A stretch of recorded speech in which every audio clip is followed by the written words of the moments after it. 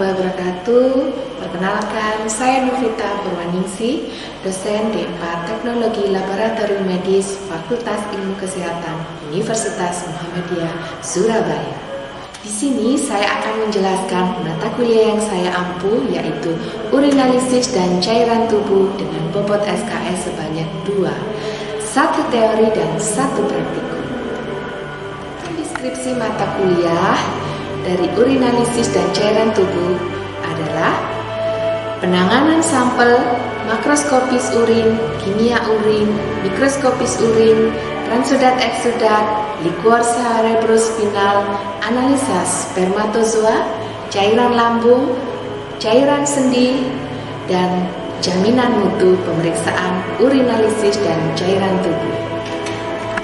Diharapkan dalam perkuliahan ini adalah mahasiswa mampu memahami penanganan sampel, mampu melakukan pemeriksaan makroskopis urin dan jarik celup, kimia urin, mikroskopis urin, cairan liquor cerebrospinal, cairan sperma, cairan transudat eksudat, cairan lambung, cairan sendi, dan jaminan mutu pemeriksaan urinalisis dan cairan tubuh. Untuk mencapai kemampuan tersebut, mahasiswa akan diberikan topik atau materi yang akan dibahas dalam 14 kali pertemuan.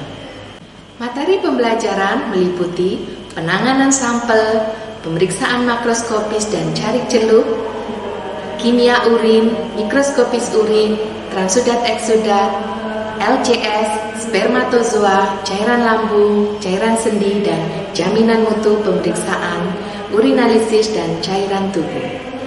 Dalam menyampaikan perkuliahan, saya menggunakan metode DIA.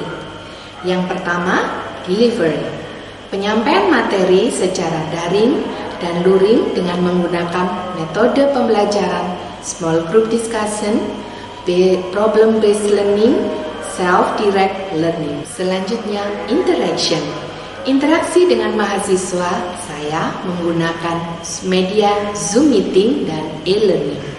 Penyampaian materi dalam bentuk PowerPoint ataupun video pemeriksaan. Yang terakhir adalah assessment. Pada awal perkuliahan, saya melakukan kontrak perkuliahan yang telah disepakati oleh mahasiswa dan pengajar. Saat kontrak perkuliahan, saya menjelaskan tentang teknik penilaian yang saya gunakan dalam proses perkuliahan selama 1 semester, sehingga mahasiswa dapat mengetahui lebih awal bagaimana cara mengatur strategi agar mendapatkan nilai yang baik. Poin penilaian yang pertama, tugas dengan bobot 20%. Yang kedua, aktivitas dan partisipasi dengan bobot 10%. Yang ketiga, laporan praktikum dengan bobot 20%. Dan yang terakhir adalah UAS praktikum dengan bobot 50%. Demikian penjelasan dari RPS saya. Berikut akan saya sampaikan cuplikan video pembelajaran yang saya gunakan pada saat perkuliahan dengan media Zoom Meeting dan e-learning. Assalamualaikum warahmatullahi wabarakatuh. Selamat siang semuanya. Apa kabar hari ini, Nak? Sehat? Alhamdulillah sehat, Bu. Alhamdulillah sehat. Alhamdulillah ya, sehat begitu ya. Dengan ditemani suasana yang mendung tapi ceria begitu ya. Semoga kita selalu sehat dan tetap harus sehat ya, agar kita bisa menjalani praktikum secara offline begitu ya, daripada secara tatap muka. Baik, sebelum kita melanjutkan ke materi, silahkan berdoa. Berdoa mulai. Amin. Oke, terima kasih ya. Semoga dengan kita berdoa, apa yang kita dapatkan ilmu hari ini bisa terserap, gitu ya. Baik, untuk materi hari ini yang kedua ya, yaitu tentang pemeriksaan makroskopis urin dan jarik celup.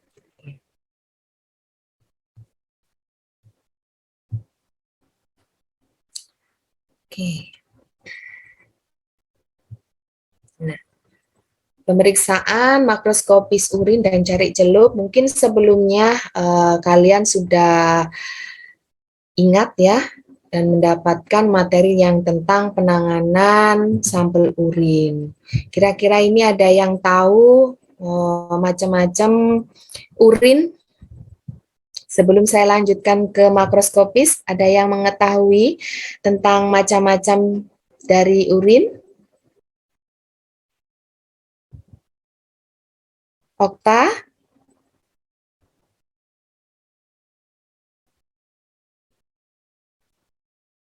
Wah, Okta jaringannya kayaknya ya, Okta ya.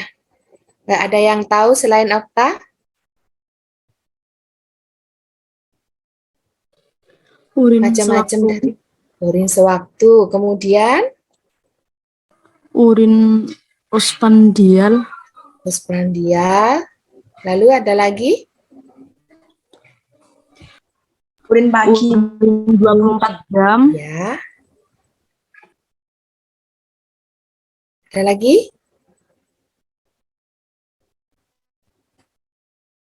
Sudah. Oke, baik ya. Tadi yang disampaikan teman-temannya urin ya, macam-macamnya urin. Yang pertama adalah urin pagi ya. Kemudian urin sewaktu begitu ya, atau urin yang segar. Nah, kalau urin pagi, urin yang ditampung pada saat kita bangun tidur. Tetapi kalau urin yang sewaktu, itu adalah urin yang sewaktu-waktu kita ambil. Jadi urinnya segar. Ada juga yang urin 24 jam yang kita tampung mulai dari bangun tidur sampai kembali tidur lagi. Ya, jadi misalnya tidur jam 6, berarti mulai start jam 6 pagi, setiap kencing gitu ya, setiap kencing ditampung di botol. Biasanya itu untuk pemeriksaan esbah. Ya. Oke, saya lanjutkan. Untuk pemeriksaan makroskopis urin, parameter yang kita periksa yang pertama adalah warna, gitu ya. Warna urin yang normal itu warnanya adalah, ada yang tahu warna urin yang normal? Kuning, Bu. Kuning. Ya, kuning gitu ya. Kalau ada warna merah berarti urinnya ada Darah Eritrosit. darahnya. Iya ya. Semoga kita selalu sehat ya, agar urin kita ini warnanya selalu kuning jernih gitu ya. Yang kedua adalah bau, dan yang ketiga volume, yang keempat kejernihan dan bunyi.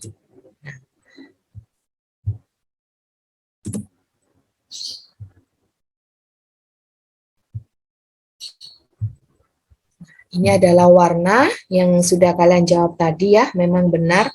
Warna urin normal, warnanya memang kuning muda. Karena di dalam urin ini mengandung urokrom gitu ya.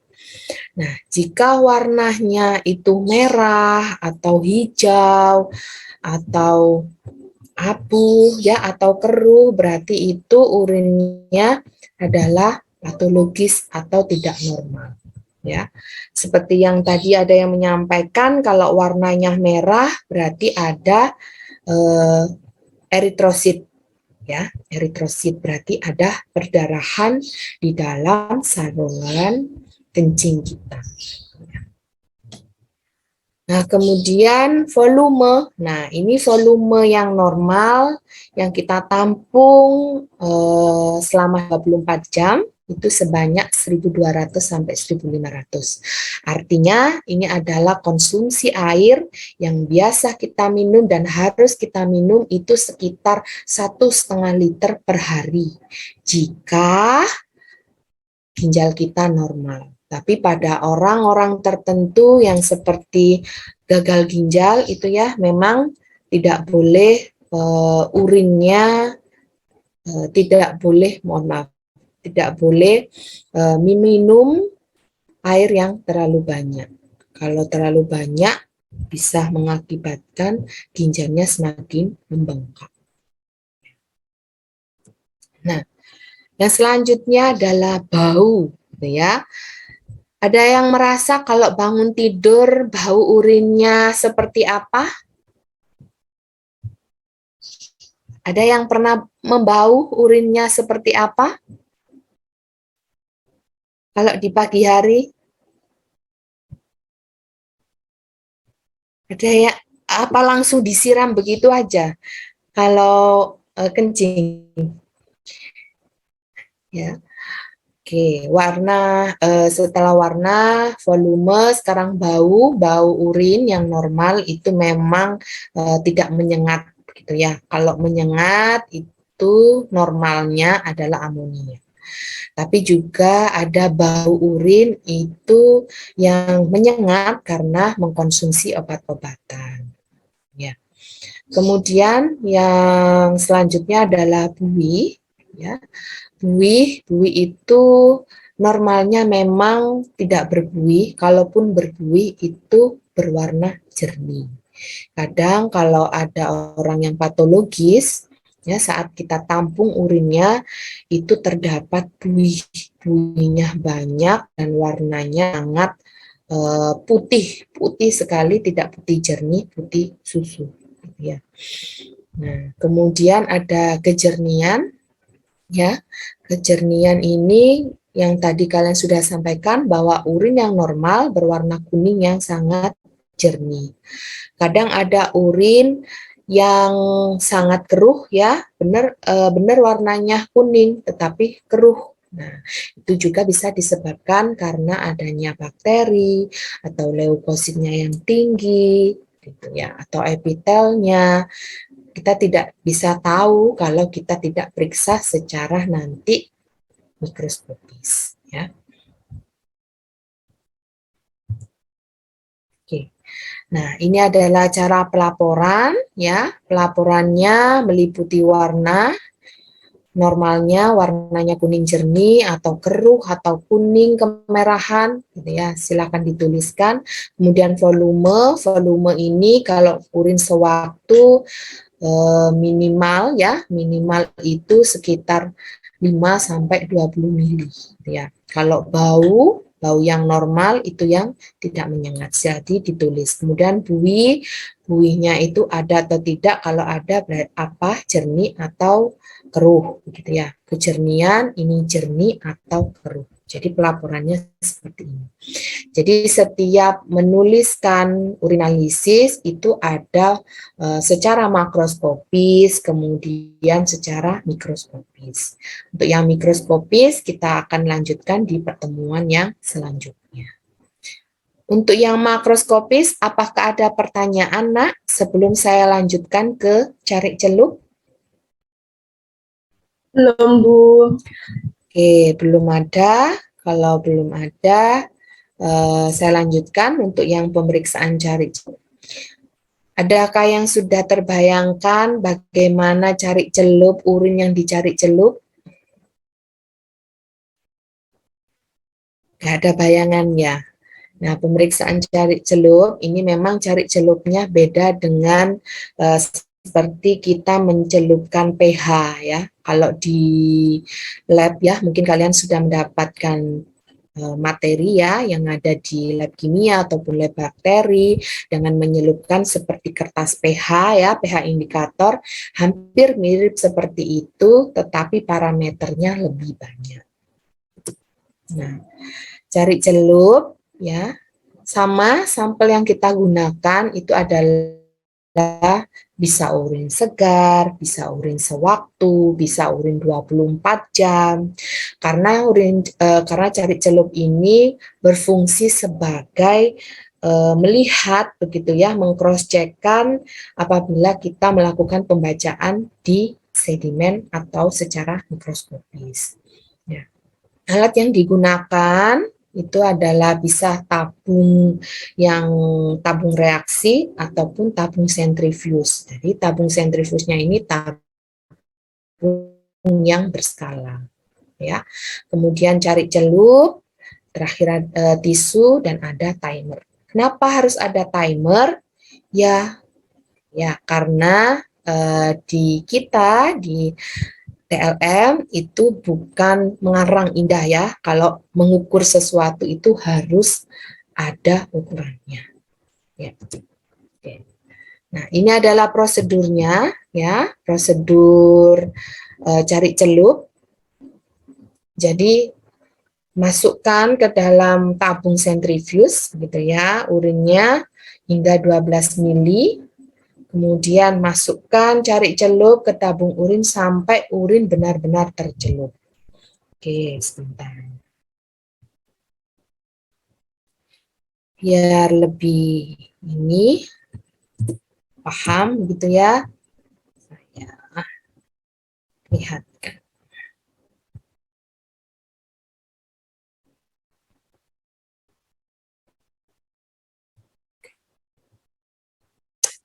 Oke nih.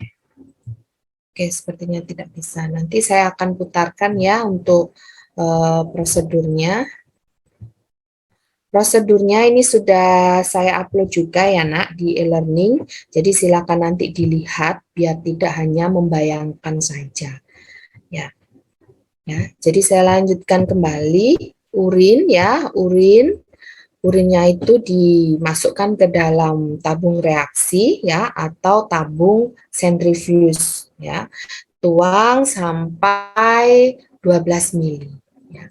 Kemudian keluarkan, cari celup ya. Perlu diingat sebelum kalian mencelupkan urin gitu ya, mencelupkan cari celupnya ke dalam urin harus dilihat dulu cari celupnya itu terkontaminasi atau tidak. Jika cari celupnya sebelum dimasukkan urin saja sudah berubah warnanya, maka tidak akan bisa dipakai.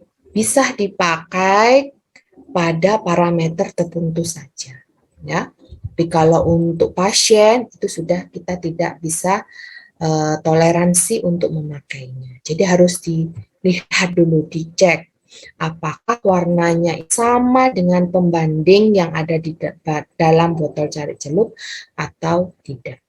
Ya. Oke, biar tidak bingung, sebentar saya lihatkan video.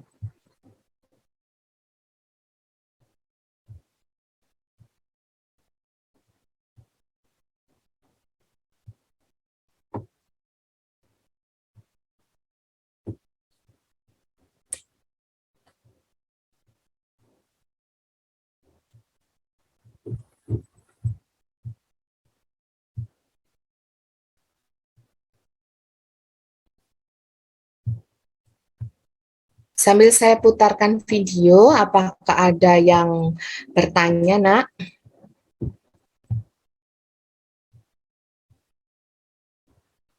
Yang ada di e-learning. Nah, jadi yang seperti tadi ada tisu, ada timer, kemudian, nah ini yang namanya cari celup ya nak, botol cari celupnya. Nah, tuangkan urin, ya, jadi tuangkan urinnya ke dalam tabung sentrifuge yang berskala, isi sampai 12 mili. Nah, cari celup itu bentuknya seperti itu ya. Jadi seperti kertas pH. Ya, kalau di kimia, di bakteri itu adalah pH indikator. Nah, ini harus kita cross check kembali, cari celupnya apakah warna indikatornya ini tuh sama dengan yang ada di botol pembandingnya. Ya. Jadi kita lihat. Ya, kita cross check. Nah, ini adalah salah satu contoh cari celup yang warnanya sudah tidak sama dengan botol pembanding. Nah, ini yang sama dengan botol pembandingnya. Ini adalah standarnya, nak. Yang ada gambar tangannya, ini adalah standarnya. Sedangkan yang ada di sebelah-sebelahnya sini, ini adalah indikator perubahan warnanya. Jadi cocokkan dengan perubahan warnanya. Kalau misalnya sudah cocok warna dengan pembanding, baru dicelupkan ke dalam urin. Ya, celup sampai benar-benar tercelup dengan sempurna jari celupnya. Kalau sudah, angkat, kemudian ditiriskan di tisu sambil diketok-ketok di pinggir-pinggirnya. Kalau sudah, tekan stopwatch ya. Seperti yang saya sampaikan tadi gitu ya. Jadi harus memakai Darah, Bu. blood darah ya, bahasa Inggris begitu ya. Bloodnya ternyata hasilnya negatif gitu ya. Kemudian pH ya, pH ini waktunya berbeda dengan yang glukosa tadi. Kalau pH membutuhkan waktu 60 detik. Jadi yang butuh waktu semakin ke atas ini semakin lama waktunya. pH-nya di sini adalah pH 5. Kemudian lanjutkan protein, warnanya sama dengan yang negatif. Nah, untuk yang urobilin ya, urobilin ini menuliskannya adalah normal. Ya. Normal dengan kadarnya berapa. Kemudian untuk nitrit, nah nitrit ini yang menandakan adanya bakteri. Kalau nitritnya positif, biasanya warnanya itu dari warna peach, gitu ya. Peach. Nah, yang terakhir sendiri yang paling lama ini membacanya adalah leukosit. Ya, perlu Anda ketahui kalau leukosit ini dibacanya adalah selama 120 second atau selama 2 menit. Ya. Leukosit kalau misalnya terjadi perubahan warna, dia warnanya akan semakin ungu. Semakin banyak leukositnya maka semakin ungu. Ya. Kemudian ini adalah cara pelaporannya ya. Cara pelaporannya kita tulis ya. Tadi yang tercepat adalah glukosa, bilirubin, keton, SG, blood, pH, urobilin, nitrit, dan leukosit. Nah, jika negatif itu ditulisnya strip begitu. Nah, tapi kalau misalnya ini leukositnya Bu ternyata positif gitu ya, positif 1. Nah, saya tunjukkan lagi. Nah, kalau misalnya positif,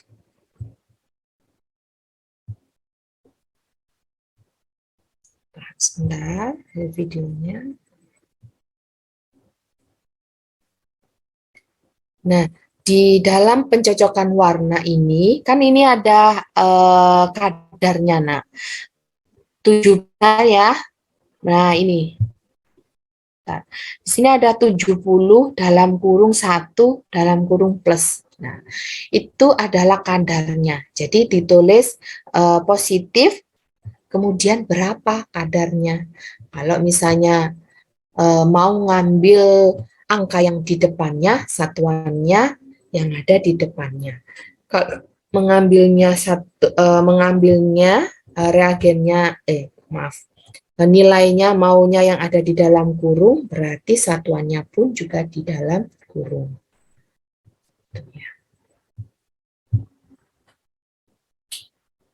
Oke, untuk cari celup, apakah ada yang bertanya?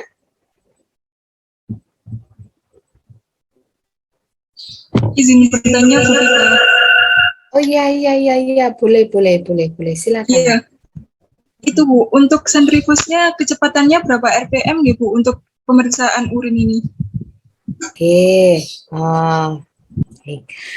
Untuk pemeriksaan urin ya, sebenarnya ini memang lanjut begitu ya. Kalau sentrifus itu kita lanjutkan untuk yang pemeriksaan mikroskopis. Tapi untuk pemeriksaan makroskopis dan cari celup, urinnya tidak perlu disentrifus ya. Ada yang bisa menjawab dari pertanyaan Rizky, kira-kira ada yang sudah tahu berapa kecepatan untuk sentrifus jika kita mensentrifus urin? Ada yang bisa? Siapa? Ya, Kenari. Okta, Bu. Oh, okta ya nak, okta, oke. 1500 okta? RPM. 1500 RPM berapa lama? 5 menit. Oke, 5 menit ya. Jangan sampai lebih dari 5 menit dan kecepatan RPM-nya jangan terlalu tinggi.